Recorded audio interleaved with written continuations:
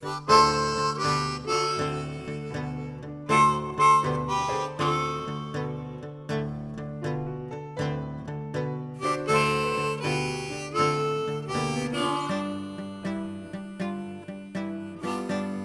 hello.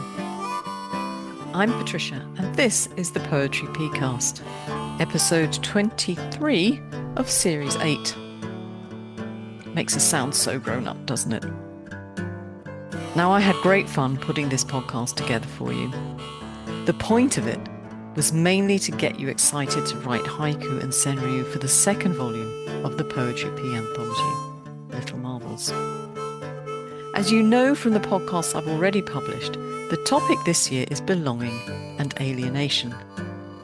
If you haven't listened to those podcasts, I'll add a link in the show notes so you can go directly there and listen to them all.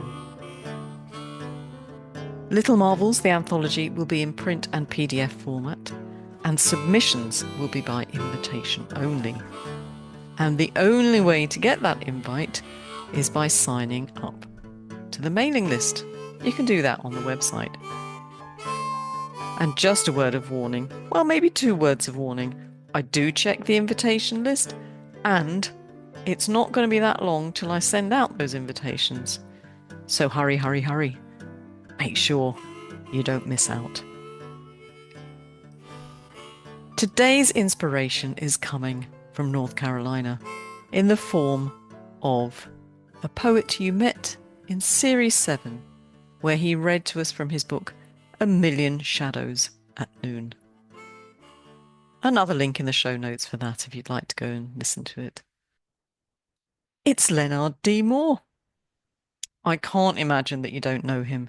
He's a former president of the Haiku Society of America and an inductee of the North Carolina Literary Hall of Fame. He's very well known in poetry circles, and he's got a list of awards as long as your arm.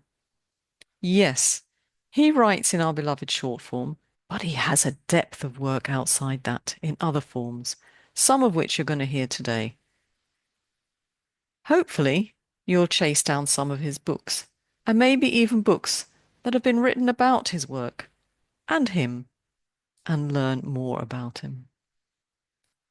If there are specific things you can't find or you don't hear today, do write and let me know, because I'm sure he's going to be back. Do listen right to the end. I'm going to let Lenard read us out today, and I'll see you next week for more poetry. But until then, most importantly, keep writing. Now, Lenard has the most delicious, warm, rich voice. Let's go and hear him read. I don't think you're going to be sorry you spent some time with him. Ciao. Hello, Lenard. Welcome. Hello, I'm honored to be here. Thank you. Now, Lenard, as you know, I did an awful lot of reading about you and your work for this podcast, and I got to the point where I had to stop and focus on belonging and alienation, which are the topics for today. Otherwise, we would be here talking for hours about your work. But I know, and I really hope that you'll come back and talk to us some more another time, because there's just so much of your work we could talk about.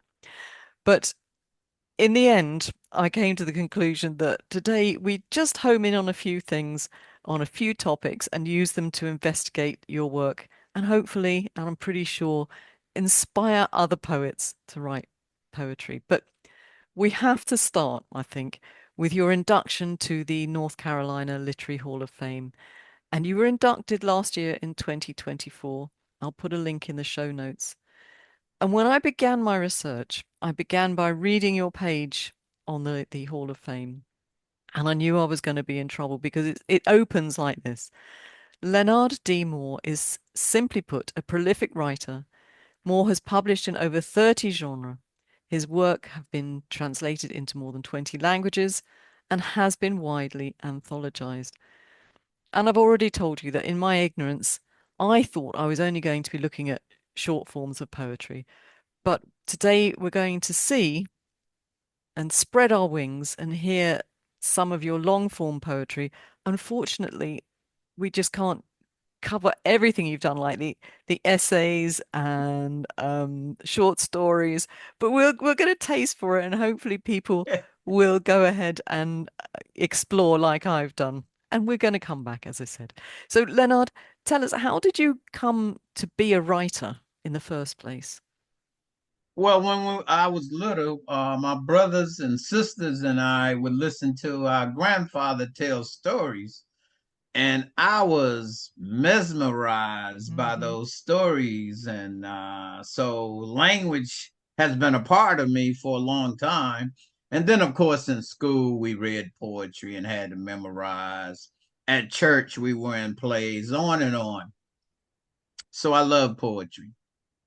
So, as we said, you don't just write poetry, you write a lot of things. But we're going to hear in the not too distant future a little bit about your family, because that's one of the themes. But I thought we'd start, if that's okay, with one I've called environment, because as you read your work, particularly the short forms that we're concentrating on today, there is a real sense of place and a feeling for nature that runs through most of your work.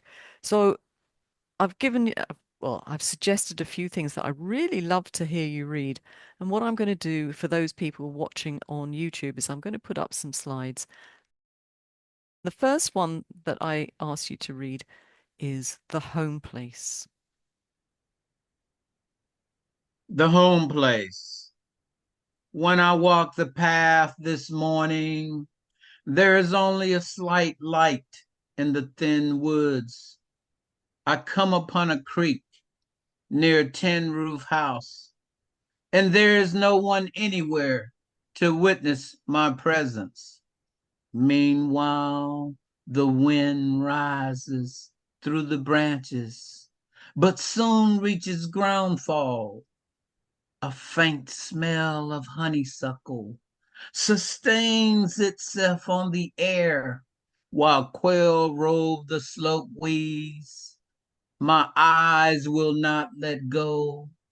Now I think of my great grandfather who one time walked these woods through daylight.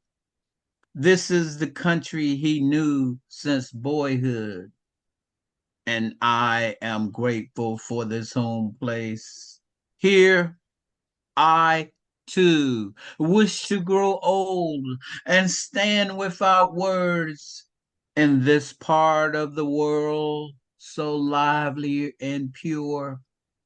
I can hear a dog barking somewhere in the far distance, here where the voices of former life do not speak, their spirits huddling into themselves, a brotherhood of saints.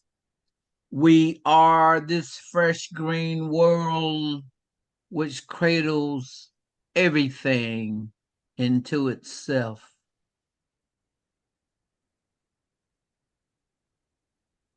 Thank you. That's so beautiful. And we discussed before we came on air that we're more or less the same age, but we come from very different places.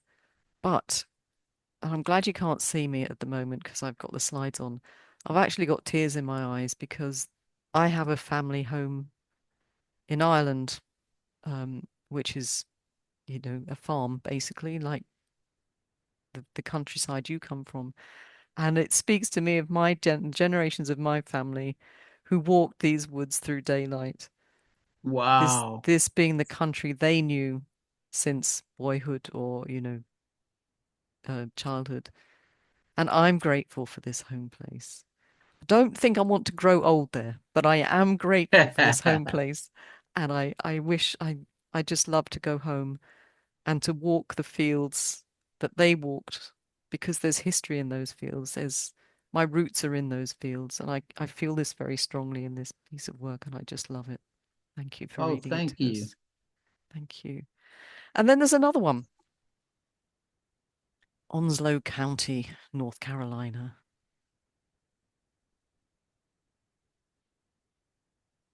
Onslow County, North Carolina, for Basho. In windless moonlight, black spider weaving its web, a poised firefly blinks among the fallen plum tree, and in the garden, cricket song rises and falls. We've already spoken about your family and the roots you have. But when I read your pieces, there are so many that illustrate family and how you belong to that family. And we meet so many of your family in your work, and they inveigle their way into our hearts too. So I've picked a few poems that I enjoyed, and I wondered if you'd read them to us. What was said on the porch? When I was 9, my father stood on the wooden steps of our porch while the leaves of the maple at the roadside fell in whispers. He thoughtfully asked my great uncle to take care of chicken. Father had always called mother chicken. Of course, great uncle said, I'll look out for my niece, and glanced down at me. I wanted to answer, I'd take care of mother, but I knew my place. I don't know what Vietnam will be like, father told him. I just don't know. Great uncle turned his gaze to the wind chimes that hung from the roof, hat tilted the way of the wind, and cigar burning red. Father's eyes were red from crying, his hands tucked in his pockets, as a change of air moved between great uncle and him.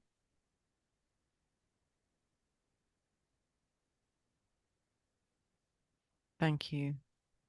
And can I just, it's just struck me. Your father was off to Vietnam, but was it his choice to be in the military or was he drafted? I'm not really sure. Okay. That was decades ago. I'm Oh not yeah. really sure.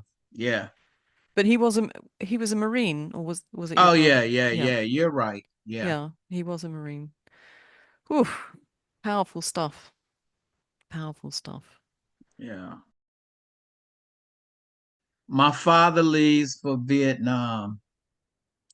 When my father let loose my mother from his outstretched arms, he stared into her eyes as if wanting to see his pain. I had never seen him cry.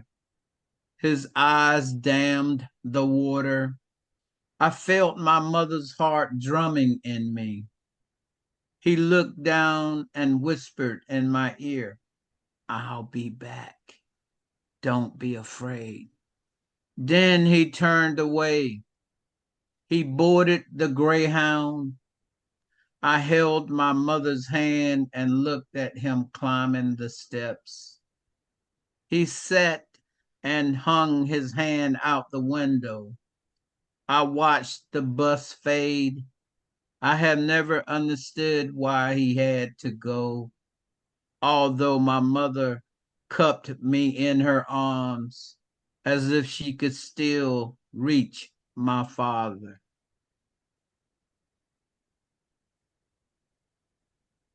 More beauty in such a horrible experience for all of you as a family. I can't imagine your father. I can't imagine being in his shoes and leaving his little family behind.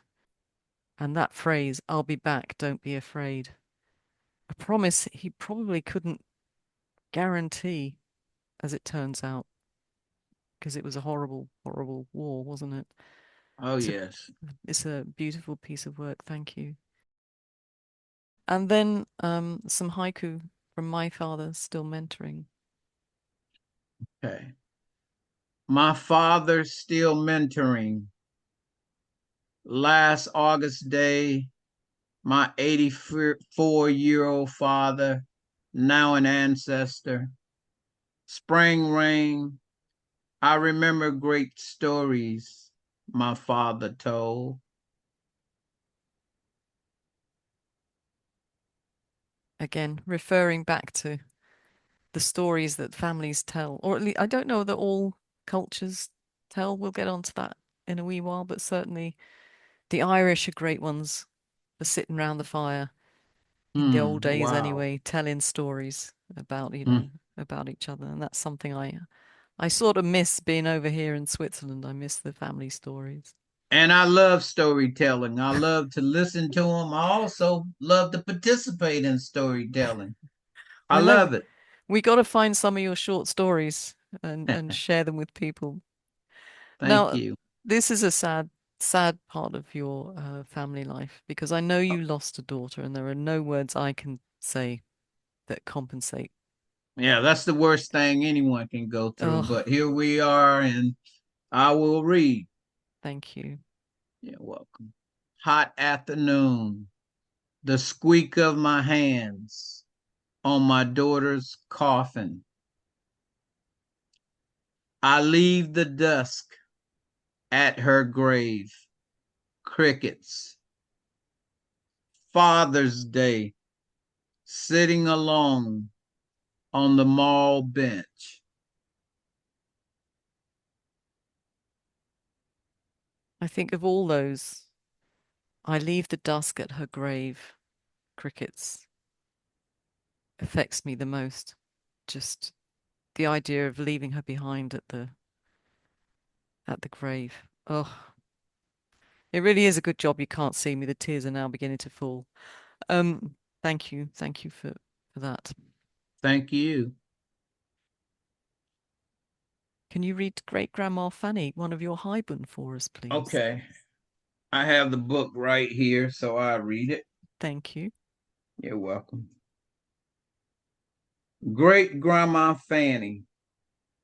She stood ironing, board straight, as if she had a basket on her head. Born 24 years after the Civil War, I am still captivated by her stern, steady ways of working. Brown hands gripped the hoe, chopping weeds away from rows and rows of corn and peanuts, a blue apron around her waist, bonnet on her head.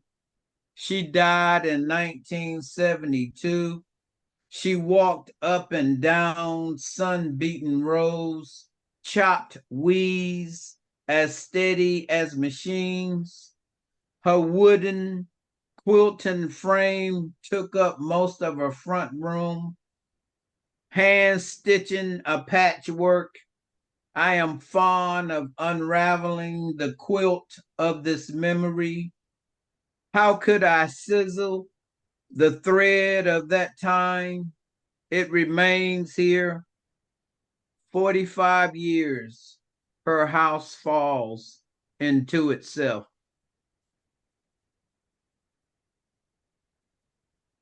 Now, Great Grandma Fanny fascinated me for a number of reasons. That final haiku, the house falling into itself. Again, it speaks of the houses I know in Ireland that, Oh, gen wow. Her gener house is still there, and that's been a long time ago. Oh, wow. She was born in the 1800s. Well, this was the other thing that fascinated me. So I'm gonna ask, was she in North Carolina like yourself? So Oh, yes, yes, okay. yes. So is she part of your family that would have known slavery, or had she escaped that? Oh, absolutely. Because her sister told me quite a bit about it when I interviewed her. Her baby sister was, Hmm. I don't know, maybe about 10 years younger than her. Hmm. And her baby sister lived to be 105. Ooh. So yeah, and my grandmother, I think she was up in my great grandmother. I think she was up in her 80s. So I Hmm. was young, like 14 way Yeah. back then, working in her fields with her. Yeah. Did you think the trouble with being a teenager is you don't think often don't think to ask the questions. Yeah, you're She, right. So I didn't know all of that, but I saw her ah, grave. I saw her grave again last month when I went mhm, home. yeah. Yeah. And you have, as you said, you had her younger sister who could tell you some of the stories Oh as yeah, well. yeah, Yeah, yeah, yeah. yeah, yeah. But isn't that amazing? I mean, I find this amazing that, as I said, you and I are not so different in age. Her Yet, younger sister was my great great aunt great. two times. Yeah, Yeah. yeah, absolutely. But to think somebody you knew somebody who had experience one of slavery and two the I Civil yeah, War. I think she said her baby sister said her mother used to tell her about it in the kitchen, I guess when she was little. So Yeah, yeah, yeah. she told me, yeah. Wow. Amazing. Because I definitely knew to interview her about all of that. Yeah. That's just so fascinating. Our families can tell us so much if we think to ask. Right. That's And what helped, I'm sure, is because she lived so long. She yeah. was 105, so I was old enough to realize what questions I needed to ask. Yeah. So have you written is this interview in book form somewhere that we can read? Eventually, I plan to do that. But what I did when the family gave her a 100th birthday celebration, and they Hmm. came from other states for it too, Sure. Sure. I wrote a poem and read it at the celebration, and it was a poem that used meter and all of that. Because I write sonnets, villanelles, Mm-hmm. sestina, you name it. Oh yeah. Well, as I say, we're learning a little bit more about your work outside Highborn, about outside the short form today. Um, and again, we're going to come back to this, so that this is good. Thank you. Thank you. Thank you for sharing Great Grandma Fanny. I love her. Thank you. So we've also touched on the next theme that I wanted to explore with you, military service. Now we've said your dad was in the service. He was a Marine. He went to Vietnam. And it's clearly an important part of your family's history, your family's life, because you were in the services and your brother also followed that up and he was in the service, and we'll come on to that. But I wondered, why did you join up? Well, my brother got me to join. We went in the buddy system. Oh, So he got more rank because I went in. oh. He got me to go in. I got more rank because I had some college. So yeah. But you grow up when you go in the military, so it was a good experience. Hmm. Now, your brother who got you to start in the buddy scheme, as I call it, how do you pronounce buddy? I've forgotten Buddy, already. yeah, buddy, Buddy, DUY. buddy. Yeah, you have an army buddy when you go in. You look out for each other, especially in training. Hmm. He has half of the tent, you have the other half of the tent, and you Yeah. put it together in training and make a whole tent. So you're buddies. You're looking out for your buddy. But your brother now, he went to the Gulf War, but you didn't. No, I So, didn't. I got out after 3 years. He stayed ah, in for a career. ah, okay, fair enough. But you have written about his experiences, although they're not necessarily always about his experiences. I think Well, you I wrote didn't only interview him. exactly. I talked to my father. I talked to other Vietnam vets, and Hmm. of course, I went through training. So but You go, those guys had the actual experience, yeah. and Um, so there were veterans who said it seems as if I were there when they read the book. I can well imagine it. We're gonna hear some of it in a second, but like Desert Storm, I think a bit like A Million Shadows at Noon. Both of those, are they written as a sequence of haiku? Yes, yes, Yeah. yes. I wanted to do something that a lot of other people wasn't doing. Mm-hmm. I wanted to do something new. So both of those you write are written as sequences. So maybe I write one more and that'll be a trilogy. Oh. It's just not easy to do that, but yeah. So there's so much I tried to incorporate in that, history, you name it. Mm. I try to incorporate all of that. Tell a good story, use concrete uh, details, vivid imagery, and try to use the terminology that you use. So it's a whole lot I Mm, tried to do with that work. yeah. And I know you tried to do it in chronological order, but I'm not sure that I chose the poems necessarily in Yeah, chronological you're orders. right. That's something else I tried to do too for both of the Both of them. sequences. Yeah, yeah. Could you read us then a little bit from Desert Storm, please? Okay. Desert Storm: A Brief History. September sunrise. Marine leaving for the Persian Gulf looks back at his wife. Wet desert sand. Soldier after soldier plodding in others' footprints. A squad of soldiers boarding the wet kettle car, none smiling. Well, of course, they know where they're heading, so no one would be smiling. No, no, absolutely. I mean, I'm not a soldier. I've never been a soldier, but I can well imagine that those that have served have read Desert Storm and said to you, it's just as if you were there. I mean, I would encourage people to get hold of Desert Storm and read the whole thing because we can only give you a snippet of it here, but it's a very moving piece of work. Some guy contacted me, I don't know, maybe about 20 years ago. I think he was at the Air Force Academy or somewhere. He was Hmm. telling me that he was writing a master thesis on it. So Oh, I never saw it. I guess he wrote it. So I think some others have written about Desert Storm: A Brief History. okay. Well, I'll have a look, see if I can find it. If I can, I'll put it in in the show notes. But either way, as I said, people should get hold of Desert Storm, um, and and read it. It's part of our, well, it's certainly part of the history we've lived through, Lenard. And one of my sons was born during that operation. So, Oh wow! And I, notice I tried to incorporate the natural world in there too. oh yeah, yeah. I think I actually my favorite of those three is the wet desert sand, soldier after soldier plodding in in others' footprints, soldier after soldier plodding in others' footprints. I love the image of that. It's Oh, thank you. it's wonderful. Thank you. Now here's something that's sort of a little bit, I don't know, it's awkward for me to bring up, but I'm going to put it to you and see what you think. Because from what we've discussed in the past, I don't think you want to be regarded as an African American poet. You'd rather be seen as an American poet, which I certainly understand.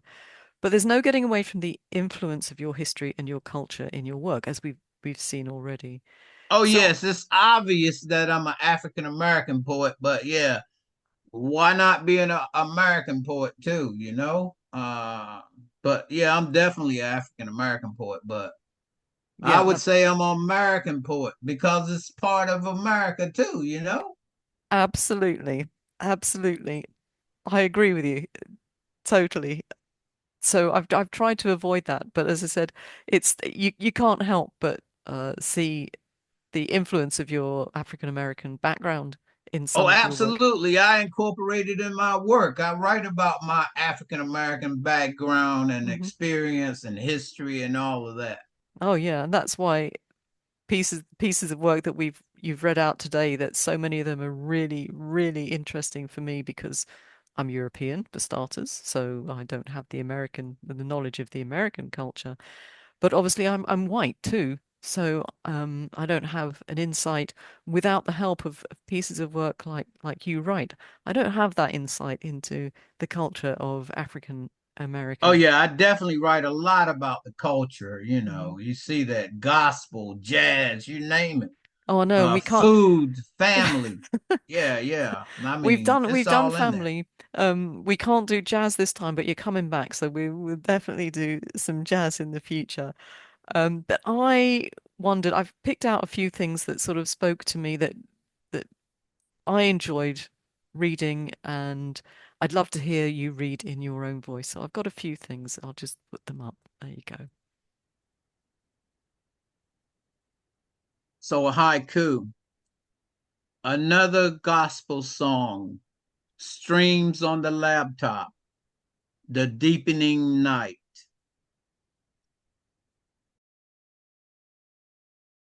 Night after the march, reading the Million Man Pledge to my pregnant wife. Tonka poem or Tonka. Morning goes, the blues woman chants in the summer heat while hanging the wash this end of the clothesline. That could have been my mother in my youth Mm, doing that, except for the line, the blues woman chants in the summer heat. No way my mother's going to be the blues woman chanting or the blues mm. woman chant. So I just love that just because again it connects our cultures with being while still being just that little bit different. So thank you for Thank that. you. So Lenard, it's been a real pleasure. Thank you so much for joining me today. And I just wanted Thank to ask you you, for having me on the show. hey, do you know what? It's a real privilege for me. But I just wanted to say we've heard a lot from you. We've read it, or you've read in your beautiful tones some work to us. Is there anything else you'd like to leave us with before we go? I would love to read one more from Forever Please. Home. Yes, please. Yeah. And the poem is titled Again, and it's from the home place. Okay. Again, something uncertain moves in the graveyard at duskfall. Perhaps a rabbit hopping among steadfast weeds, or wood rat crossing a sunken grave that waits for a wide oak leaf falling through a prolonged silence. I listen by the roadside while a pale moon rises between close by pines, and the smell of tobacco leaves a simple barn. Any summer day, you might see farm workers hanging tobacco in the old farm building while sparrows chatter among the birches. I know this baffling land where cats are forbidding, though they have been seen washed by moonlight, silent, late at night when the dogs sleep. I work for rhythm, Hmm. the imagery, figurative language, and good details. Yeah. Excellent advice for all of us. Thank you. Thank you, Lenard, and thank you so much for sharing your work with us. Do you know, it's been a delight, Thank honestly. you. I'm honored and I'm humbled. Thanks. There was a little hiccup last time Lenard D. Moore came to visit. I really wanted him to read his haibun, A Blueberry Picking Day. It's a haibun I love, not just because it's so well written and the language is sublime, but it reminds me of picking windberries with my mum and dad on the mountain behind my grandparents' farm in Ireland.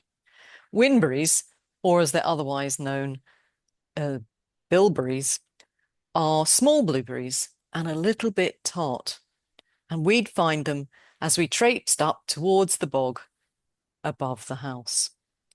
Anyway, I so wanted to hear it read in Lenard's voice, and by now you're going to know why. But he didn't have the piece to hand. Bless him. He got hold of it and made time to come back and read it to us, although we can't get his camera working. C'est la vie. Lenard, thank you so much. I'm going to hand it over to you to give us a final reading. Thank you so much. A blueberry picking day. When school was out and the first day of summer was about 2 weeks away, we knew that much excitement belonged to us, my brothers, sisters, and me. We could hardly wait for the first hint of sunlight in early morning. We rose from our shared beds, washed ourselves off with wash rags that floated in the small sink of hot, soapy water. We slipped into old bell-bottom pants and worn blue jeans and polyester cotton shirts, white socks, Converse tennis shoes, and straw hats. We poured cornflakes, sprinkles of sugar, and milk into bowls. We are without talking at the kitchen table. We knew that our mother and father did not believe in wasting any food, so we ate it all and drank the leftover milk from the bowls. I remember how we rushed out of the screened door, off the concrete porch, and dashed to the roadside to wait for the blueberry bus. We laughed and talked about how many berries we would pick to fill our homemade plastic buckets that hung around our waists with twine. How deeply we loved this time of year. Yet we watched to see when the bus would come, the bus one stop away, its horn blowing and blowing this summer morning. Often, as we got on the bus, we flopped in seats with homeboys and homegirls. We picked up others from a number of neighborhoods throughout our small town. My brothers and I marveled at the beautiful brown girls who boarded the bus. I wonder if my sisters marveled at the afro wearing boys. I remember how we would duck down on the 20-year-old gray bus, not wanting anyone to see us riding it. We would see the ones who stood outside to watch our bus creep by at the skating rink on Monday nights and the dances on Saturday nights. We waited until we were clearly out of sight before popping up into our ripped seats. 40 miles away, we picked our first bucketful in dusty sunlight. All day long, our mouths turned blueberry blue, the taste of grit. Deep stillness, a dozen dollar bills rustle before we board the bus. Back home, the last glow of day behind the pump.